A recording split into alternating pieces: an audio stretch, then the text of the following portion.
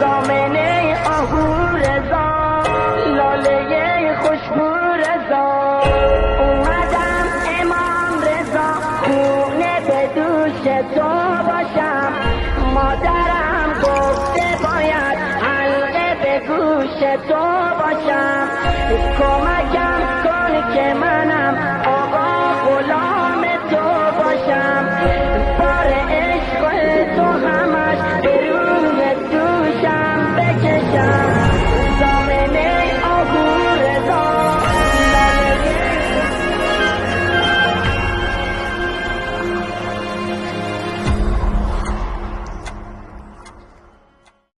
اللهم صل على علي بن موسى الرضا المرتضى الإمام التقي النقي وحجتك على من فوق الأرض ومن تحت الثرى الصديق الشهيد صلاة كثيرة تامة زاكية متواصلة متواترة مترادفة كأفضل ما صليت على أحد من أوليائك. O Allah, send blessings upon Ali ibn Musa al-Ridha. And this is the Salawat al-Radawiyah. We've all heard it 1,000 different times. And it's expected to be read in the ziyarah of Imam Ali ibn Musa al-Ridha. And it says, O Allah, send blessings upon Ali ibn Musa al-Ridha, the well-pleased, the acceptable, the chosen one, the God-fearing and pure Imam, and your proof over all who are above the earth and beneath the soil. The truthful, affirmer, the martyr, the witness. I will be hopefully witnessing today, or testifying, more so than we did before, inshallah. Blessings abundant, complete, wholesome, unceasing, successive and continuous, as the most excellent blessings you have ever sent upon any of your friends. And Assalamu alaikum wa rahmatullahi wa barakatuh, and congratulations to you all on the Wiladah of Ali ibn Musa al-Ridha. And today, inshallah, by the blessings of Ali ibn Musa al-Ridha and by the blessings of Mashhad, may we gain some purity and some sincerity in order to gain some cognizance of the Imam of our time, first and foremost, considering that is the religion that we hold.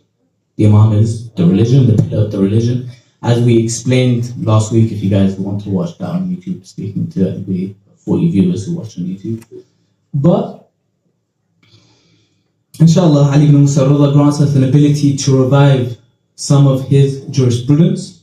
And as you can see, the title is An Introduction to the Third Testimony in Salah. And as you all know, the third testimony is Ashhadu anna Aliyan waliyullah. We're all familiar with it. We all know it. We all feel it. It's an axiom. An axiom means a truth that doesn't need to be explained. And if you're explaining it, it's as if you're trying to explain that a triangle has 3 sides. You just look a bit stupid. So yeah, that is what an axiom is. It's a truth that doesn't need to be explained. So let's go to the next slide. I'm going to start off with a story, considering it's a Wiladah and I don't really want to make it too academic. So I'll put on the wall. So where am I going with this? There was a moment in my life in 2018 where I genuinely sat there in Salah for about 20 more minutes than usual. Didn't break anything, and it probably changed my life forever. So I remember I came back from sixth form. I was quite tired, and as per usual, we delayed Salah a little bit, and we're about to pray at home. Getting into the Salah, I'm trying to get all religious, considering I wanted grades. And then I reached the Tashahhud, and I'm tired. When I'm tired, typically speaking, I begin to overthink and the like. And I say, you know, the Tashahhud I've been taught since I was a kid. So it's Bismillahi wa billah wa khayr al-asma' al-husna lillah ashhadu an la ilaha illallah wahdahu la sharika lah wa ashhadu anna Muhammadan abduhu wa rasuluh. And I sat there for about 20 minutes afterwards between the second testimony and the salawat. I paused. I accidentally nearly said the third testimony. And I had to sit there and ask why. Why for 1,000 different things. One, why am I not mentioning it? Two, Why can't I move on? 3, where do I even go from here? It was a genuine pause, not just in the salah, it was a pause in my mind and in my heart.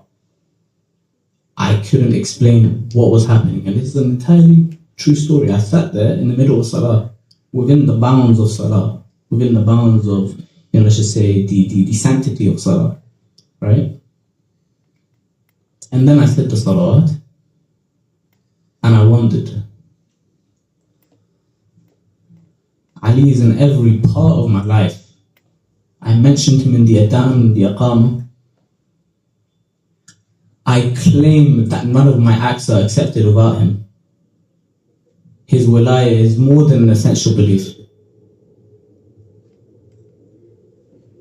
And then I nearly mentioned him, and I turned away. It confused me, to say the least, and it was a moment of pause. And as you see in the table of contents, we're going to take you down, essentially, years of my life within hopefully 40 to 50 minutes. And if I can do that successfully, then by all means, that wasn't me, that was Ali ibn Musa al-Qadr. And that's something that me and various different individuals in the room have been discussing for years with regards to how does one explain to a Shi'i that Ashhadu anna Ali waliullah is in the salah. So, to the table of contents. First of all, we're going to discuss wilayah in general. So we're going to take this as an opportunity, first of all, to entrench and crystallize wilayah in our hearts. And of course, everything we're going to go through, nothing is going to be new. You're just going to realize I am just sat here and I'm going to be parroting Quran as understood by their interpretation, because we try to be a literature first organization, and hadith as understood by their understanding. And you're going to see that all of the literature, all of the scripture that's going to be mentioned here is going to be very familiar, at the very least in section 2. Right? It's going to just be a review. What is wilayah? How does it connect to my salah? How essential a belief is it? How essential a belief is it? And its overall centrality in my faith. And then after that, we're going to go into the concept of testimonies, ash-shahada and at-tashahhud. Right? We're going to try to define it, and then we're going to explore the realm of testimony in Quran and Hadith, and then we're going to lead up into the Salah, and hopefully we'll be able to have a bit more of an informed position with regards to the first testimony in general, wilayah, with regards to wilayah and its relation to us and our faith, and the possibility of it being in Salah.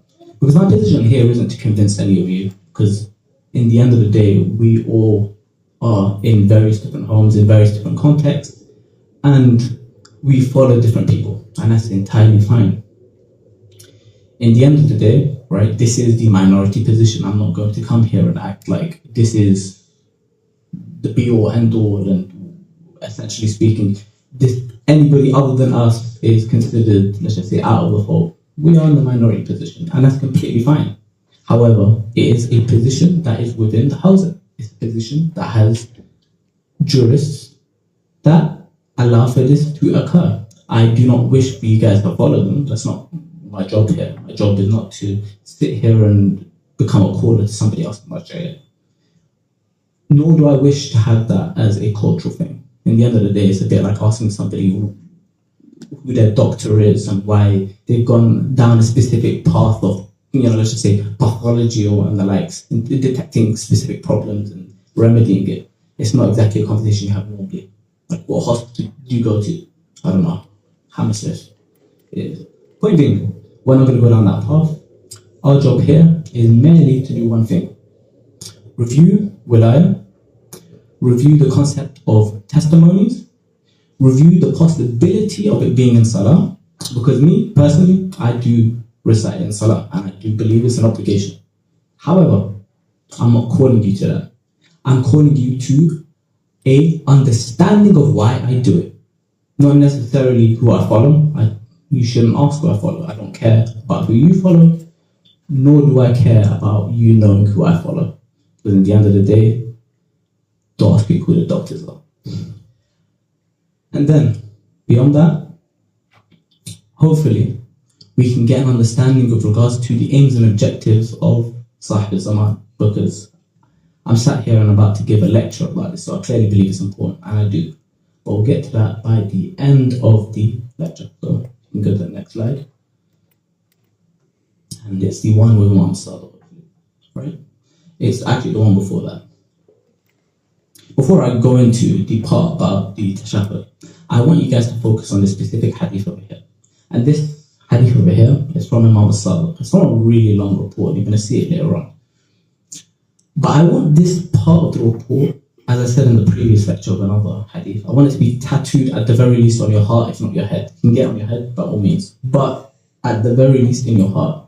When one of you says, there is no God but Allah, Muhammad is the messenger of Allah, let him say, and by the way, this is a mistranslation, it should be, he should say, right? Ali is the commander of the faithful. And I'll read it in Arabic for the sake of those who are possibly researching this online.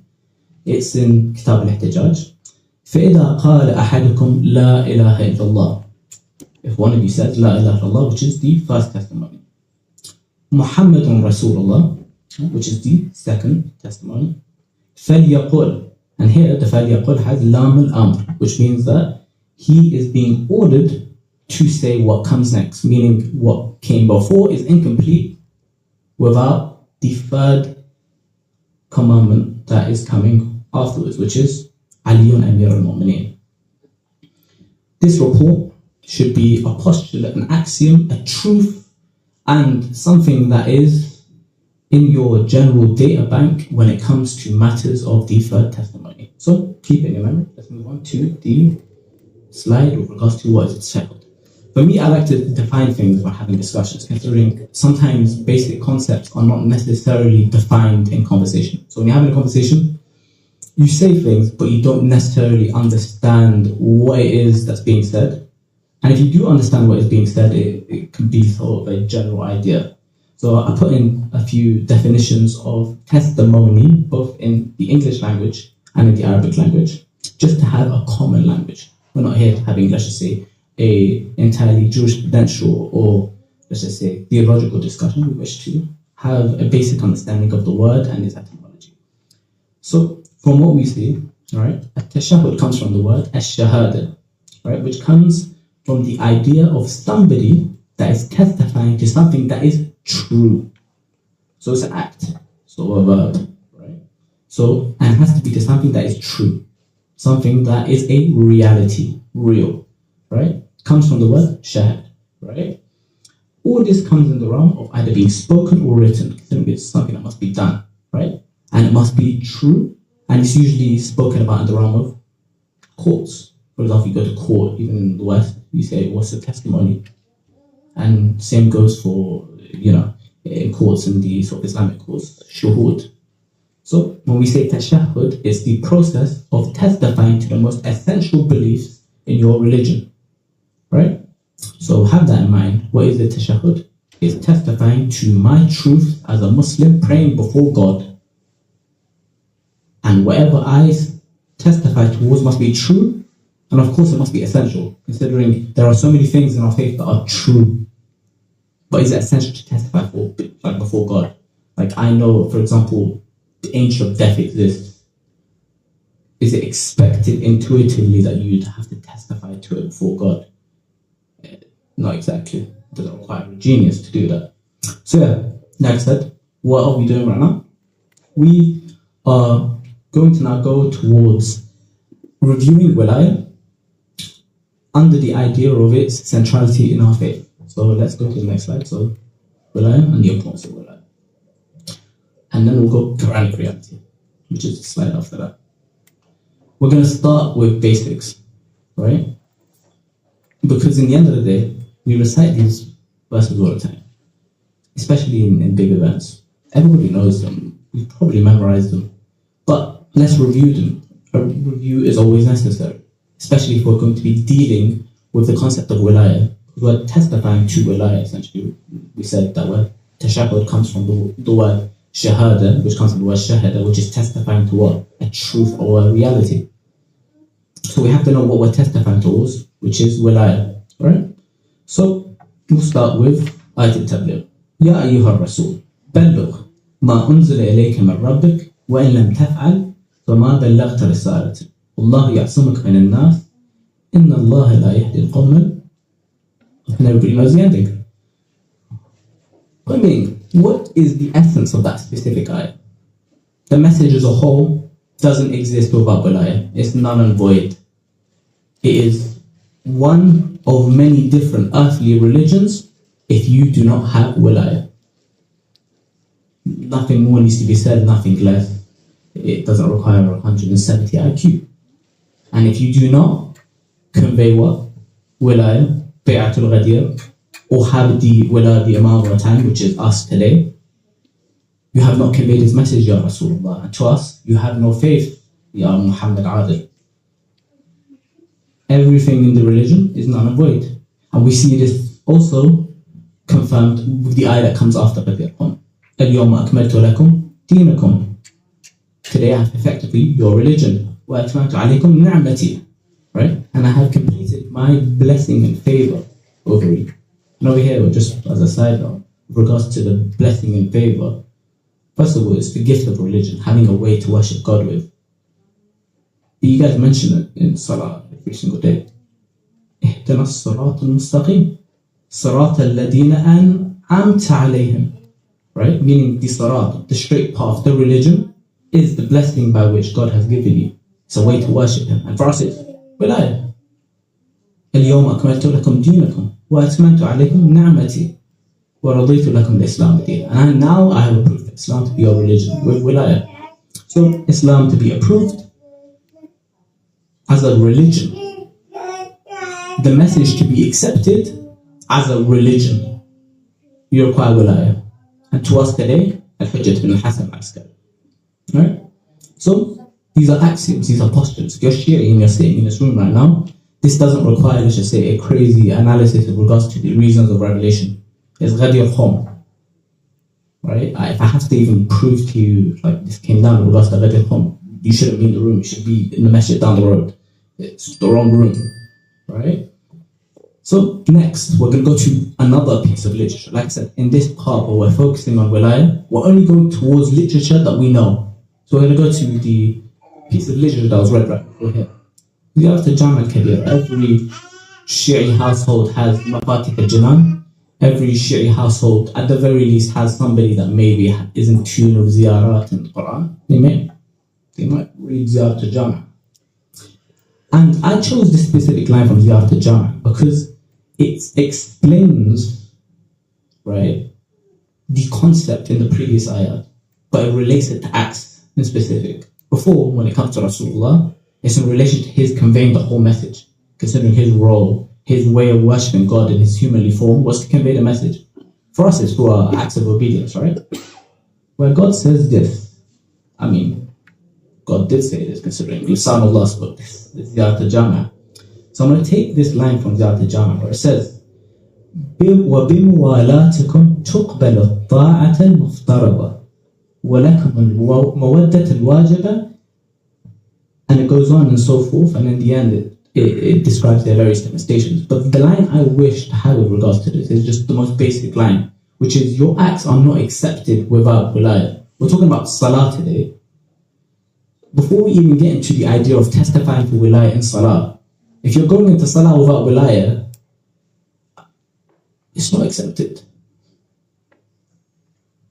It's an axiom, it's a postulate. Like, you can sit here and try to reinterpret this 7 different times. It's just the ayat about Ghadir remix and made intelligible for you and in relation to the acts in which you worship. Right? So next, like I said, we're reviewing wilayah. We have to understand how important it is, how essential it is, which is something that a lot of sheikhs don't really realize, right? Because they sort of just accept it as a fact, that then they begin to define it for themselves. So it's something that fills a socio-political vacuum, at least the Imam rules. But quite clearly it has a relation to something a bit more, considering your acts are directly linked to it. But next, we'll go to the concept of wilayah being the religion in and of itself. I'm going to take another ziyarah from Mafatih al-Jinan, which is the ziyarah of the Imam at the time, where it says the same thing as well. but gives it a bit more detail. Considering the previous one was about all of them in general. Ziyarat al-Jama'a is in general, it's about all of the Imams. How we're going to go down to the Imam of the time, considering Wilaya in its locus today, our Ghadir Khum, our Ghadir is the Ghadir of Sahib Zaman.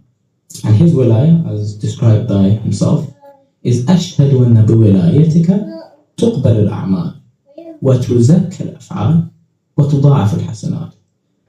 And has lines after that where it just essentially emphasizes that point. If you do not accept the Imam of your time, your acts are not accepted.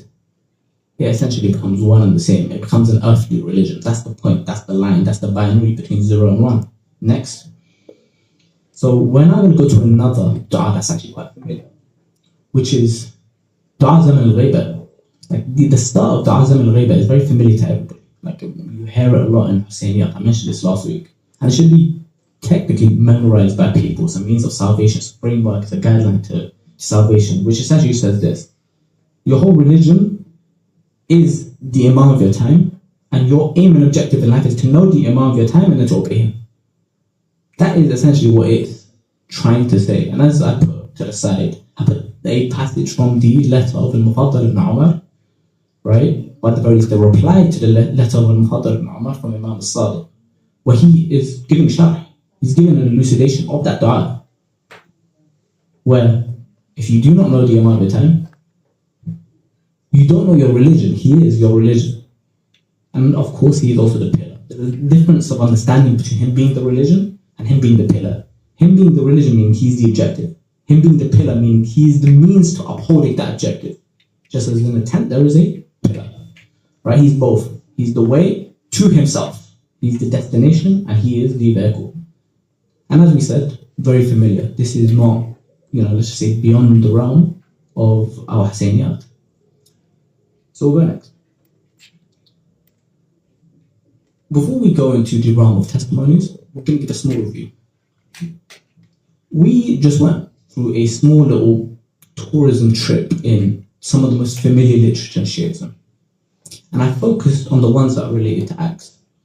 All of them are suggesting that the be-all end-all of our faith is wilaya, and that your salah in and of itself is not accepted about wilaya. And I can even get rid of the other, let's just say all of the hadith, and just leave it at the 2 ayat, and you'd come to the exact same conclusion. They put one canvas, one picture. The be-all end-all of your life is the Imam of your time, and the wilaya of the Imam of your time. Now, what did we say testimonies are? They are a spoken or verbal statement of a truth. We now have a truth with regards to wilaya. We have a truth with regards to these particular ayahs. It's something that doesn't need to be discussed anymore within the household. Now we need a statement that represents that. We need something that we can utter to say what? We believe in this, right? I have no other utterance other than Ashhadu anna Aliyan waliyullah, Ashhadu anna Aliyan amir al-mu'mineen, Ashhadu anna Aliyan hujjatullah, Ashhadu anna Aliyan wa Fatimat al-Zahra wa abnahum al-ma'sumeen hujjatullah. These are all various variations of, let's just say, adans that you've probably heard in around Iraq or Iran and the like. These are statements of truths. No one's going to sit there and listen to that and say, you know what, I've got a question mark with regards to anything that was said. So now, in the realm, before we get into that, in the realm of testimonies, we'll realize that it's not just human beings that testify, that the concept of testifying to truths is something in which the whole of existence is in synchronicity with. Meaning, it's not just you who testifies. Everything testifies. And the conclusion of what we're going to see is, if everything testifies, what are they testifying to? And are we testifying in line with their testification? So we'll start with the cosmos, the universe, all of that. Go into next.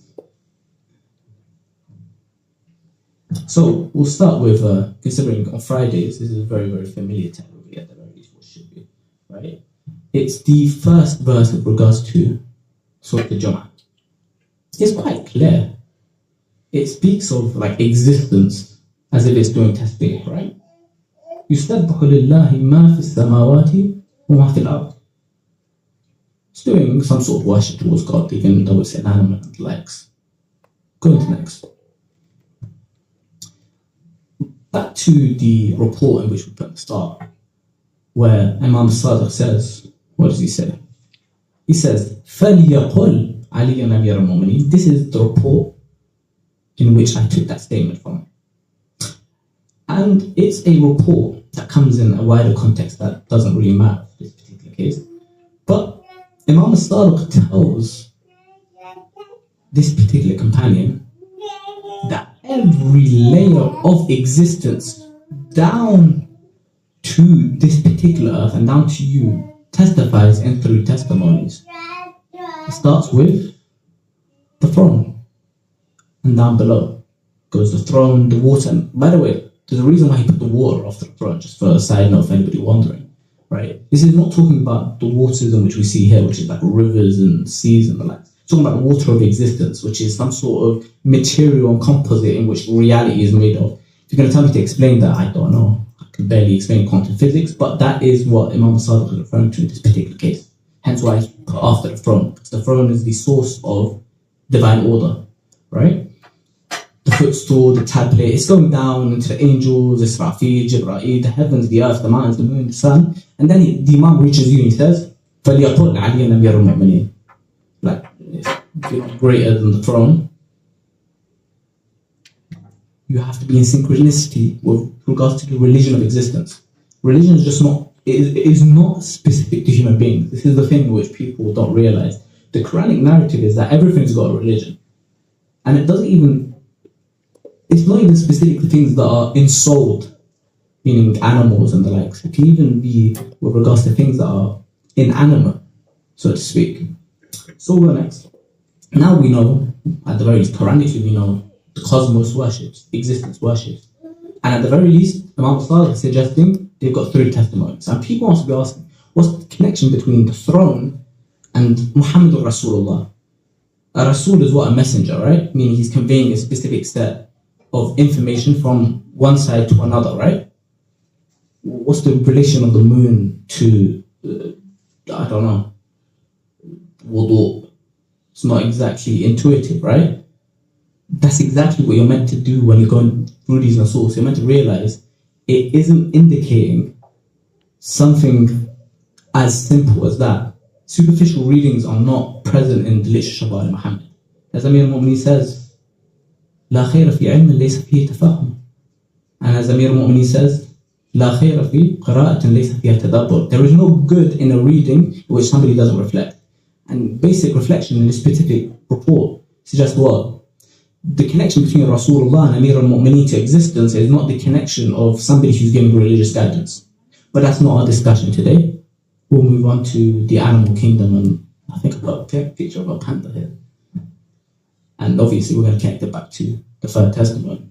But before we get into that, we'll put into the ayah after, we'll put the ayah that suggests the same thing about the cosmos, but about the animal kingdom, right? If you go into these particular ayahs, right, we see 2 conclusions. All creatures are communities, are ummah, just like us, right? And that they worship upon a religion, they have salat, and they have tasbih. Meaning they don't just have like a primitive religion either, they even have branches to that religion. Sometimes they pray, sometimes they do tasbih, right? And they're like us. There's an emphasis on the concept of being like us. And this applies to all animals on the earth. So we'll go to the next report, in which Amir al-Mu'mineen in Kitab al-Ihtijaj suggests there was something interesting about roosters, right? I actually really want to read this report, it's quite nice. In which Al-Asbagh ibn Nabat says with regards to a incident between Ibn al-Qawwa and the commander of the faithful, which is Amir al-Mu'mineen, right? And the conclusion of this particular report, considering it is a large report, but it's very enjoyable to me, is that the roosters that you see in the earth here, they make sounds at a particular time. Everybody knows what time it is. It's specifically the ones who have gone to, let's say, Eastern countries. When it hits Fajr, those chickens are making sounds for some reason. Like the roosters are roosting. And it's always at the same time. And everyone is giving a elucidation as to why that is. In the same way that you're meant to pray for Fajr, they also pray Fajr too. And that's why we see reports in Al-Kafi, for example, where it says if somebody doesn't know the time for Fajr, like, listen out for the roosters. The roosters have Salah times. And as we see here, Amir Mu'min is giving an explanation, or at the very least explain to us what it is those roosters are doing in their Salah. And we see that in their Salah, they have 3 testimonies. They have a tashahhud, where he says over here, then, meaning a specific angel rooster. The idea that there is some sort of rooster that is an angel of some kind, which all of the other roosters on the earth follow in worship. He calls out, I bear witness that there is no God but Allah, who has no partner. And I bear witness that Muhammad is his servant and messenger, and the master of the prophets. And that his executor, his wasi, is Ali, the best of executors. And as we see, they testify to something true. Just as the rest of existence does, from the throne all the way down to the mountains. They are in synchronicity, they're in unity. They testify to Ali, they testify to Rasulullah, they testify to God. You have a God, you have a messenger, you have Ali ibn Abi Talib, Amir al-Mu'mineen. So we'll go to next, which is the fitrah, which is the innate predisposition of human beings, which is the concept that human beings are not just born as a blank slate. And if you, for example, even delve into some sort of, let's just say, psychological analysis of certain psychologists, such as Carl Jung, for example, he speaks of like the archetypes. The idea that human beings have like an innate sense for the king, the wizard, the mother figure. The idea that we have information, even if it's on the level of the subconscious, that we can sort of reach out to or feel, or it comes out even unconsciously from us. Islam suggests the same thing, that we're not born as blank slates. We have an innate predisposition. Even if we can't give words to it, even if we can't label it or categorize it, we feel it. For example, Carl Jung says, every single man has like the concept, the feeling of the king or the mother. These things have like evolutionary traits to them. You need to have a concept of the mother so that you can reach out for her, so you can feed you and all the likes. It makes sense, but there are certain concepts which human beings seem to be born with that people don't necessarily understand as to why. Islam suggests that you guys have information as human beings. We'll go into the next slide. We see this in, obviously, in the Quran. Doesn't need any other explanation. We'll go to the narration of Ali ibn Musa, speaking of the Imam that is born in these specific days and nights, where he gives a report to Imam al-Baqir in which he is doing tafsir of this particular ayah about the fitrah, right? And it comes down to exactly the same thing. There's 3 testimonies. In the same way that the rooster in his prayer has 3 testimonies, in the same way that the throne has 3 testimonies, in the same way that every layer of existence has 3 testimonies, in the same way that I paused in Salah when I was 18 and thought there was 3 testimonies, there is 3 testimonies in your soul. You naturally should incline to it. It's a truth that your soul feels before your brain does. You're born this way. Ali is the commander of the faithful, and up to here is the declaration of Tawheed. What does he suggest? That means people that don't have the 3rd testimony, they're not on Tawheed, which is what the ayah of Ya Ayyuha Rasul is suggesting. It's all one canvas. It doesn't require the craziest of intellect. It all comes down together cleanly, with color. It's all variations of those ayat, whether in existence, whether among the animal kingdom, whether in our souls. Ashhadu anna Aliyan waliyullah. So, now we're going to go into the prayer. Next slide. So, we're finally going to be able to discuss the prayer. But before we get into the prayer, let's get a bit of an understanding as to what some of the objectives of Salah is. Right? So we'll go into this particular slide that I like. I think I put a picture of a German girl because I was trying to find a picture on Pinterest of a passport. Right? But it makes a point. It explains the specific report that I'm going to put here, which Rasulullah says that the Salah is wajh deenakum. The idea that when you wish to turn to an individual, you turn to their face, and you identify characteristics about their face that separates them from everybody else. Even today, like in terms of Palantir and the likes, when we have facial recognition, there's like unique traits about your faith that suggest, okay, this is X and this is Y. It's the idea that when somebody that is not Muslim and looks at your prayer, he should be able to identify certain features of your religion. And where else will he identify the beliefs of the Muslims except for where the Muslims testify for what they believe in? The tashahhud. What did we say about tashahhud in the common language? It comes from the word shahada. It comes from the word shahada. The idea that you are having a verbal or written statement or utterance in which you suggest something true, something of a reality. What is the truths of Muslims? Ashhadu an la ilaha illallah, ashhadu anna Muhammadan Rasulullah sallallahu alayhi wa alihi, ashhadu anna Aliyan Amir al-Mu'mineen. A person should be able to look at your prayer and say, oh, they believe in a man called Muhammad ibn Abdullah sallallahu alayhi wa alihi. And if you're Shi'i, and if you are in line and in tune with the Quran as understood by their interpretation and their hadith as understood by their understanding, they should be able to identify Ali Waliullah. The successor of Rasulullah is Ali. It's wajh deenakum. Palantir should be able to understand from a Shi'i, Ali is Waliullah. It's the face of our religion. In the same way that this German girl over here can be identified by height and various different other characteristics. But we'll go to the next slide. Now, we're going to get another report also from Al-Kafi. Remember, we're now describing the Salah in general. I'm also going to now take a report that directly connects to our topic today, which is the tashahhud. Where somebody asks Imam al-Baqir, being Abu Ja'far, right, about what to say in the tashahhud, right? And he summarizes it all as such, right? And I'm going to say this one in Arabic, considering I wish you guys could have this memorized at the very least, right?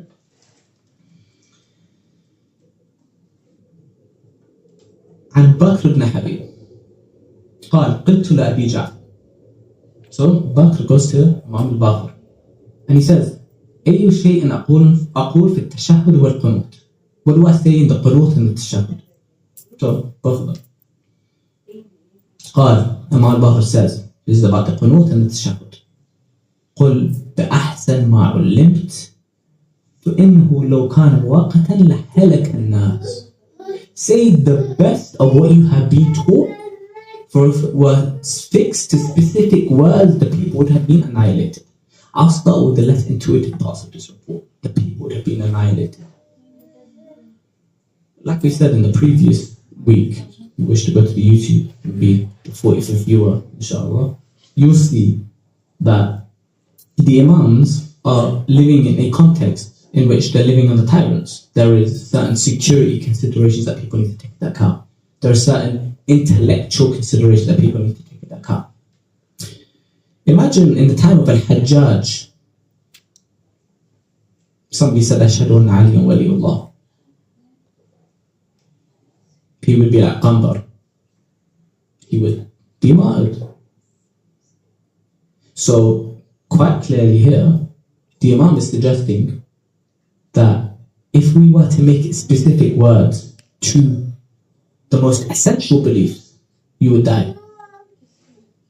I don't know of a man that died for Muhammad Rasulullah sallallahu alayhi wa sallam from within Bani Umayyah. Imam Hussein got killed for Islam in obedience to the Khalifa, right? Here it's suggesting what is testified to possibly could lead to annihilation. And also here, there's also an indication of another thing. The idea that if it was specific words, it could also be incredibly lengthy.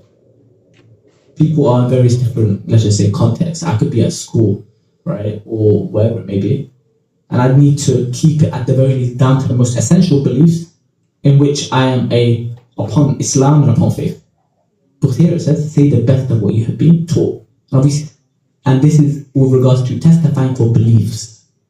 What did we say about the definition of tashahhud? So, قُلْ بِأَحْسَنْ مَا عُلِّمْتَ. Now, if I was sat, even at 18, with all of the truths that I had about Amir al-Mu'mineen, all of the truths that I had about Wilayah. And Imam al-Baqir would say to me, say the best of what you have been taught in terms of belief. I would have said 3 testimonies in 2018. Wilayah, like we said, is the very belief that without it, the whole message is nullified. It's the very belief that without Islam is not approved to be a religion. And what does it say in the start of the ayah of Ya ayyuha Rasul? Ballugh ma unzila ilayka min rabbik. Talking about the idea of something that was revealed. If you go into, for example, the specific ayat with regards to a ayah in which it says to follow the best of that which has been revealed to you, and you go into Tafsir al-Qawmi, it says Wilayah with regards to it. I'm going to get the actual ayah later on for you guys. But the point is, the best of that which has been revealed is the final thing that has been revealed, which is Wilayah, the very thing that nullifies the message in and of itself. So I wrote, is it not Wilayah? At the very least, the most essential beliefs. If I'm going to keep it swift, I would say, La ilaha illallah, Muhammad Rasulullah, Ali Amir al-Mu'mineen. At the very least, I would have covered everything that would possibly nullify my faith, that if without it, I am not considered a Muslim, let alone a Shi'i, as per the understanding of the Quran and Hadith by the faith of Muhammad and Ali Muhammad. Hence why I put the, go to the next slide, why I put, the English translation of, the ayah with regards to conveying the message. Just for a second, sit there. And I put in brackets certain ideas and concepts that's going to help you meditate over it. You all know this. Without Wilayah, there is no message. The best of what I've been taught is that which without it, there is no Quran, there is no Salah, there is no Sawm, there is no Hajj. And if you were in the previous week, you'd realize that even the practices and beliefs and attitudes taken in this religion are forms of that thing. We said Salah is a form of Wilayah, Hajj is a form of Wilayah, fasting is a form of Wilayah, Zakat is a form of Wilayah. They are branches that express that pillar, that express that religion. And now I'm going to go into the branch and not testify for the root, for the pillar. It's not intuitive, it's not consistent. It represents a cognitive dissonance that quite clearly made me pause in 2018. Go to the next slide.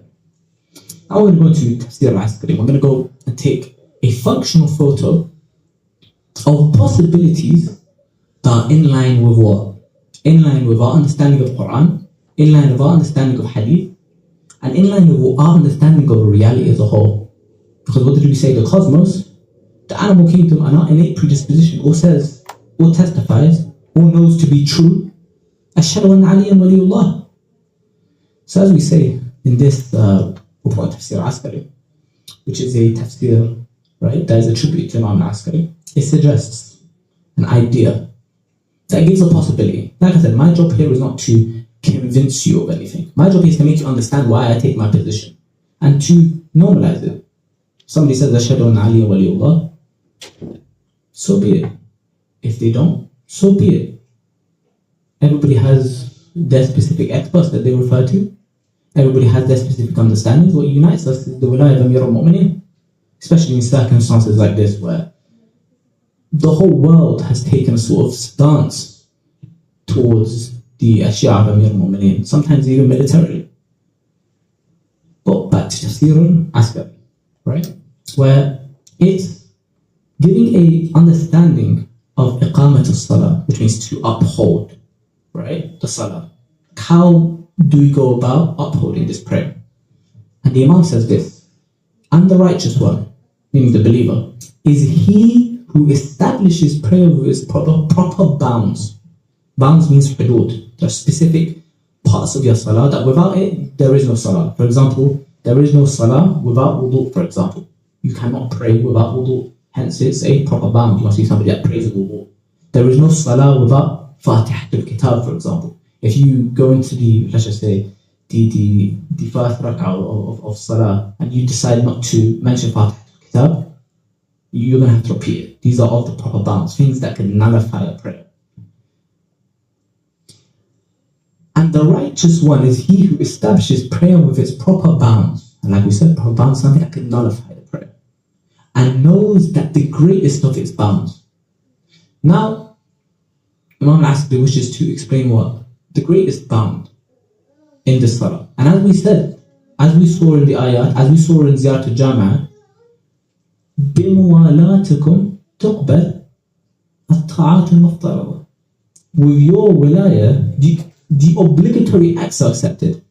That's in terms of belief. That means somebody who doesn't have belief in wilayah in their heart, the obligatory acts aren't accepted. We already know that. That's an axiom that doesn't need to be discussed. It's a understanding that we took from some of the most basic ayat with regards to wilayah. And here he goes in that direction.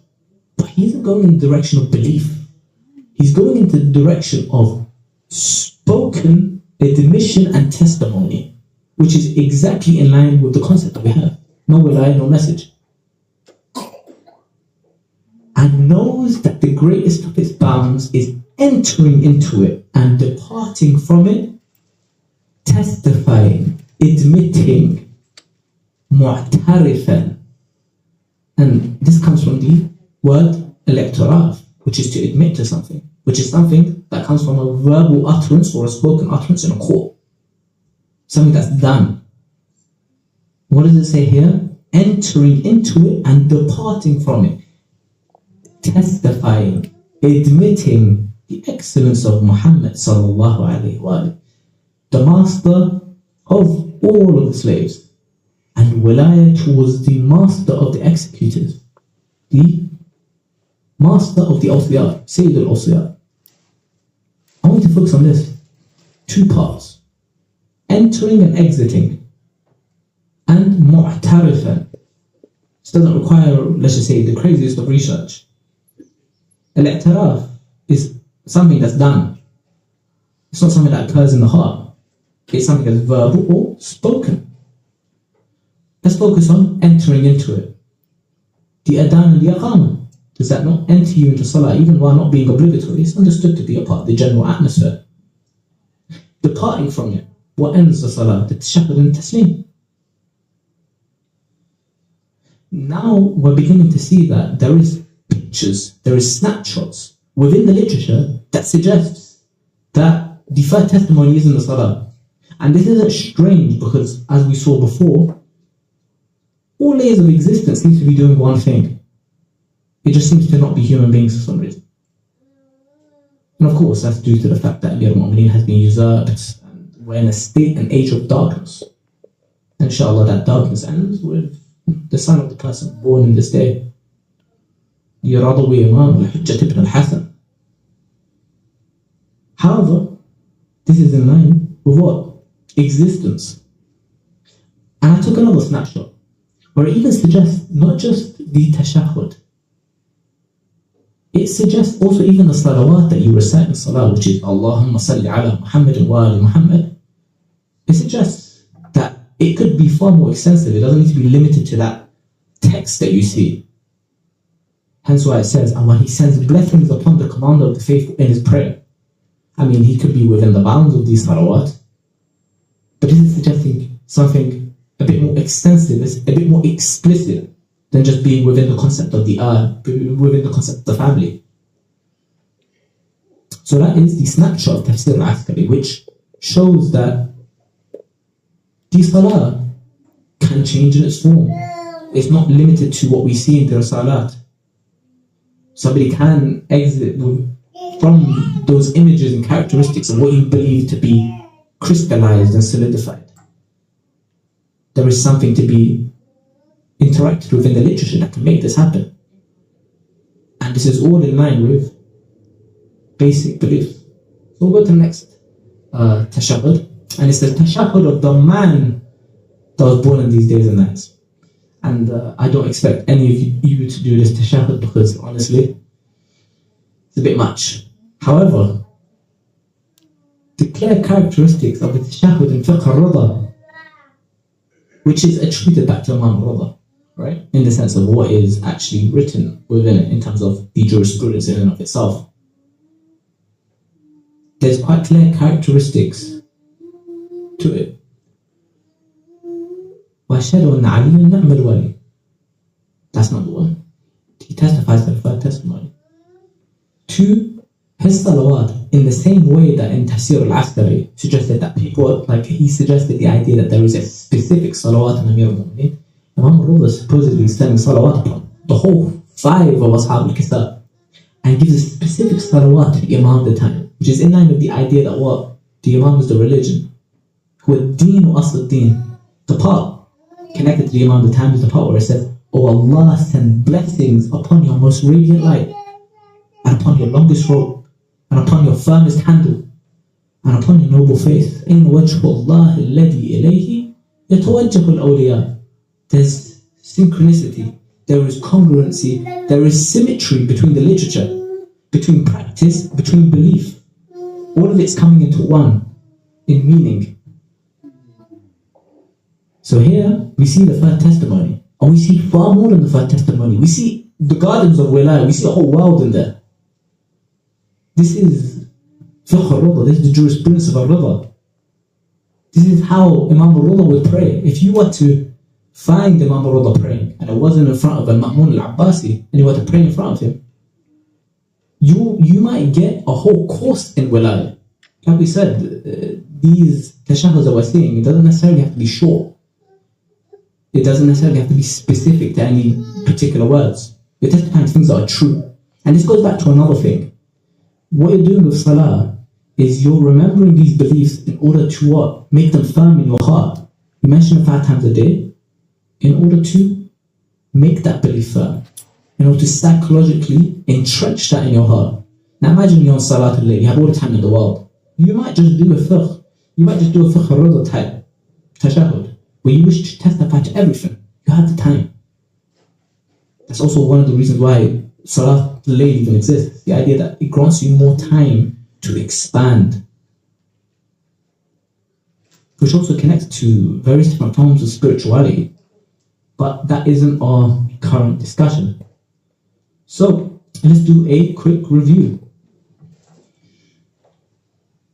We explained that there was an inconsistency. At the very least, to me, I will speak for myself. There was an inconsistency between the placement of wilayah in faith, as I understood it, and its lack of presence in Salah. I understood what the tashahhud was at 18.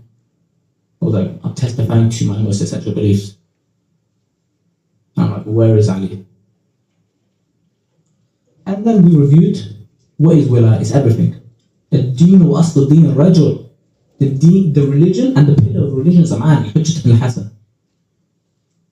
Without wilayah there is no message. Without wilayah there is no approval of Islam. Without wilayah acts are not accepted. And then I see within the literature, everything is doing one thing. It's testifying in what 3 ways all the time.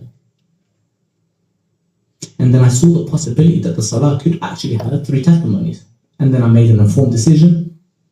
And hopefully me, the moon, the throne, the rocks, and the pandas are all doing the same thing. Point being, this is very, very normal. It's very, very intuitive. And it comes in line with literature. You can make an informed decision about it, even if you have question marks on the literature behind it. Even the beliefs behind it, at the very least, it's Quranic. The Quran is saying far more than I do in Salah. The Quran says your whole message is invalid, O Ali. I just testify to the truth. And like I said, go back to next slide. I want this narration memorized. It's very, very short. Very, very short. But it should be in your hearts everywhere.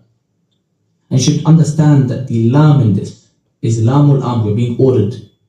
And I want you guys to do a reflection on this every time you guys discuss this particular topic. Is it in line with the axioms, the core truths of our faith? فَإِذَا قَالَ أَحَدُكُمْ لَا إِلَهَ إِلَّا اللَّهِ. If one of you was to say La ilaha illallah, and this is not me speaking, this is Imam al-Sadiq in our literature. Muhammadun Rasulullah sallallahu alayhi wa falyaqul. And he should say, and this is Lam al-Amr, this is the Lam of order. Ali Amir al-Mu'min. And on that note,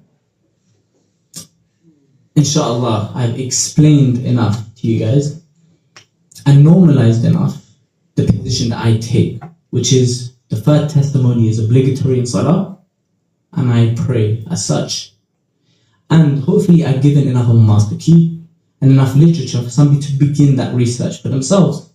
Whether they fall upon it or not, I don't care. In the end of the day, we will refer back to experts. However, at the very least, understand the position, even if it is a minority position. And in the end of the day, we all love Amir al-Mu'mineen. No one's going to have, let's just say, a problem between two sides testifying to a truth we all see in Wiladah.